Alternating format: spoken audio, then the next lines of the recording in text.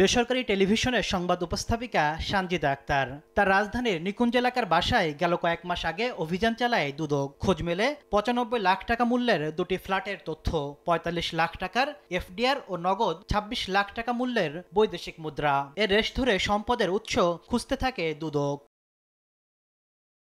দুদক বলছে, বিপুলের সম্পদ বিমান বাহিনীর সাবেক প্রধান শেখ আব্দুল হান্নানের কাছ থেকে পেয়েছেন ওই সংবাদ উপস্থাপিকা। দুদকের আবেদনে দুটি ফ্ল্যাট ও ব্যাংকে জমা থাকা ৪০ লাখ টাকা জব্দের আদেশ দেন আদালত। এদিকে মালয়েশিয়ায় শ্রমিক পাঠানোর জন্য সরকার নির্ধারিত খরচ ৭৯,০০০ টাকা হলেও শ্রমিকদের কাছ থেকে ৫ লাখ টাকা পর্যন্ত আদায় করেছে কিছু রিক্রুটিং এজেন্সি।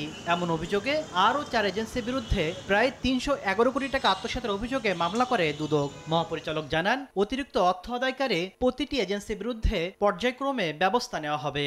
এখনই সংখ্যা নির্ধারণ করে দিতে পারবো না, কেননা অনেকগুলো প্রতিষ্ঠান নিয়ে কাজ করা হচ্ছে, যেগুলো অনুসন্ধান ইতিমধ্যে শেষ হয়েছে, সেগুলি আমরা আপনাদেরকে জানাচ্ছি।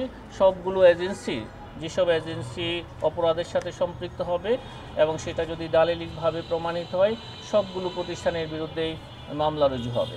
এদিন ঋণের নামে ৩১.৫ কোটি টাকা আত্মসাতের অভিযোগে সাবেক ভূমিমন্ত্রী সাইফুজ্জামান চৌধুরী জাবেদ সহ ১৯ জনের বিরুদ্ধে ৪ মামলা করেছে দুদক। ভুয়া ও অস্তিত্বহীন প্রতিষ্ঠানের নামে ব্যাংক হিসাব খুলে ঋণ অনুমোদন করিয়ে ঋণের ৩১ কোটি ৬৯ তাসলিম তৌহিদ, সময় সংবাদ, ঢাকা। উক্ত টাকা হস্তান্তর